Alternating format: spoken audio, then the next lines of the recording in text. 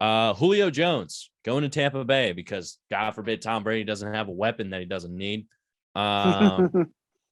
Julio going to Tampa Bay. ESPN's Adam Schefter announced earlier today on a 1-year deal with the Buccaneers, which, God damn it, can like some team figure out a way to sign these guys so Tom Brady doesn't have them?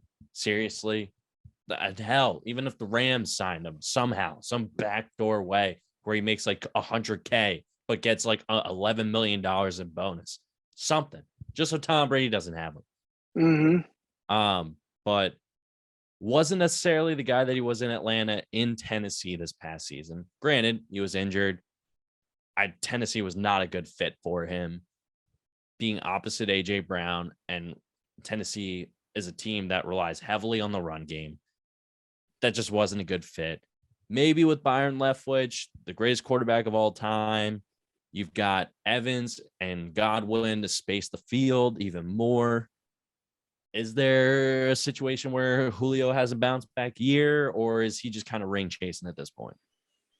I don't know. Well, when we said there was three, and we said that there's like they could go into any one of three categories where it's just like it was like like there was that the Trey Lance move. What was the third one we were talking about? That Chris Carson. It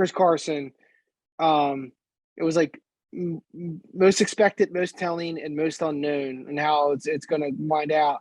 And I think the most expected is or the most unknown most unknown is the Tampa Bay one, because either he's going to go there and he's going to be healthy and contribute, or it's just basically like Tampa Bay trying to fill in the cracks, saying we lost Antonio, we lost Gronk, Godwin's hurt for a certain amount of time, Evans always gets hurt for a couple games a year, we still don't have a grip on our running back room, and what are we going to do? So let's go sign another big name free agent and hope that Tom can gel with them, and see where it goes from there. So I can go one of two ways.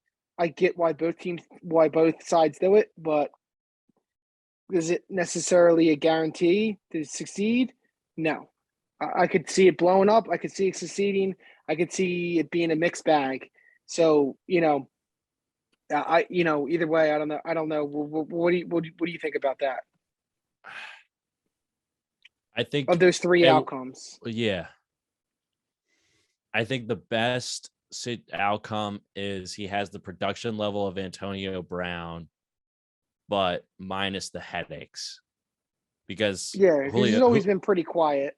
Yeah, Julio Jones has been pretty much since he's been in the league, at least I can think of, he's had no situations other than injuries that have really challenged his career, been a role model, hasn't been. Even when he was leaving Atlanta, it was a very quiet ordeal, and everyone kind of understood why he was doing it. So if I'm Tampa Bay, I'm looking at Julio and saying, okay, here's a guy that, yes, he was injured, but his body has had plenty of time to rest and recover. We get him in our system with the GOAT and get him opposite. His mystical hearing powers with Alex Rios or whatever the guy's name is. Yeah, seriously. Reyes.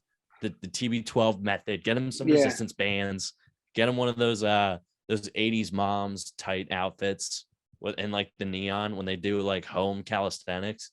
Get some ankle weights and a headband. The Jane Fonda workouts. Yes, the Jane Fonda workouts.